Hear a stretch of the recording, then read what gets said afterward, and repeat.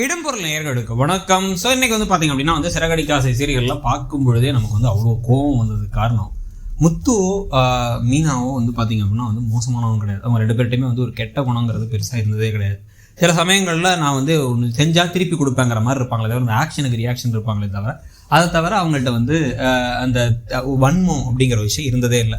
இன்றைக்குமே பார்த்தீங்கன்னா மனோஜ்கிட்ட திருப்பி ஒரு முத்து பேசி என்னடா அண்ணா உனக்கு வேலை இல்லை கிடைக்கலன்னா சொல்லு, பரவாயில்ல என் ஷெட்டில் 2 கார் இருக்குது எடுத்து ஓட்டு அப்படின்னு சொன்னது கூட உண்மையிலே கரிசனத்தோட இந்த வேலையில் ஒன்றும் தப்பு இல்லை, எந்த வேலையும் இல்லாமல் சும்மா பார்க்கில் படுத்துருக்கிறது இந்த வேலை எவ்வளோ பரவாயில்லங்கிற மாதிரி தான் அவர் சொல்கிறது. எந்த வேலையில் என்ன ஏற்றத்தாழ்வு அப்படின்னு சொல்கிறது தான் சொல்கிறது.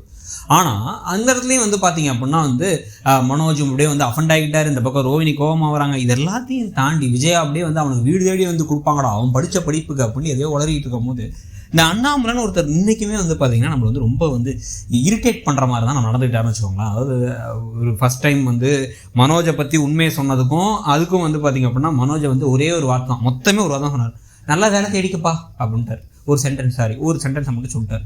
இந்த பக்கம் திரும்பி பார்த்தீங்க அப்படின்னா முத்துக்கிட்ட முத்து உன்னுடைய நிறை குறை எல்லாத்தையும் மாற்றுறது எதுன்னு பார்த்தா அவன் கோபம் தான்டா, நீ தேவையில்லாமல் இப்படி வளராதரா, வாயை மூடுறா அப்படிங்கிற மாதிரி பேசிகிட்டு இருந்தார். இதெல்லாம் இந்த விஷயம்லாம் எங்கே சரியாகிறதுக்கான ஒரு துளி வாய்ப்பு இருக்குது அப்படின்னா ஒரு செகண்ட் முத்து இந்த அவங்க அப்பா மேலே இருக்கக்கூடிய அளவு கடந்த அன்பையும் தாண்டி கொஞ்சம் விலகி நின்று பார்க்கணும். அவருமே நம்மக்கிட்ட ஒரு பார்ஷியாலிட்டியாக தான் நடந்துக்கிறாரு. நம்மளுடைய மனைவி எல்லா வேலையும் செய்கிறாங்கிறது தெரிஞ்சும் கூட மிச்ச 2 மருமகள்களையும் நீங்கள் தான் வேலை செய்யணும், ஏன் சேர்ந்து செஞ்சால் என்ன, கொஞ்சோண்டு ஹெல்ப் பண்ணலாம்ல, அட்லீஸ்ட் ஒரு காய்கறி நக்கிறதாச்சும் பண்ணலாம்லன்னு ஒரு வார்த்தை சொல்லவே இல்லை. அதே மாதிரி பார்த்தீங்க அப்படின்னா விஜயா அவ்வளோ தூரம் போட்டு மீனாவை கஷ்டப்படுத்துகிறாங்க, காயப்படுத்துகிறாங்க, வேலை வாங்குறாங்க போது விஜயாட்ட ஸ்ட்ராங்காக எதுவுமே பேசினதே இல்லை. இன்னொரு பக்கம் பார்த்தீங்கன்னா முத்து தான் கஷ்டத்தை பூ கடை வச்சு விட்டாரு, உடனே சந்தோஷம் மட்டும் பட்டுக்கிட்டாரு, நல்ல விஷயம்ப்பா அப்படின்னாரு.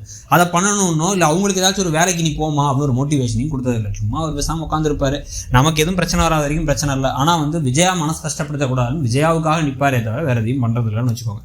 இதெல்லாம் நடந்துகிட்டு இருக்கும் பொழுது இப்போ பார்த்தீங்கன்னா இப்போ ஏகப்பட்ட குட்டி குட்டி கலாட்டாக்கள் இப்படியே நடந்துகிட்டே இருந்துச்சு. திருப்பி முத்துவையும் மீனாவையும் மட்டும் மற்றவங்க செஞ்ச தப்புக்கும் திட்டு வாங்கிட்டு இருப்பாங்கன்னா ஒரு கட்டத்தில் முத்து அவங்க அப்பா கிட்ட எதிர்த்து பேசி ஆகணும். என்னப்பா நீங்கள் உங்கள் மேலே நான் அவ்வளோ மரியாதை வச்சுருக்கேன், எல்லாத்தையும் வச்சுருக்கேன், அளவு கடந்த பாசம் வச்சுருக்கேன்னு உங்களுக்கு தெரியும், ஆனால் நீங்களே நியாயம் இல்லாமல் நடந்துக்கிறீங்களே, நீங்களாப்பா எப்படி அவன் பண்ணுற தப்பெல்லாம் விட்டுட்டு என்னை மட்டும் திருப்பி குறை சொல்லிட்டு இருக்கீங்க, மற்றவங்களாம் அப்படி குறை சொன்னால் பரவாயில்ல, நீங்களுமே இப்படி நடந்துக்கிறீங்க அப்படின்ட்டு சின்னதுலேருந்து விஜயா பண்ண ஓரவஞ்சனா விஜயா பண்ண விஷயம் எல்லாமே எனக்கு தெரியாமலா இருக்க போகுது.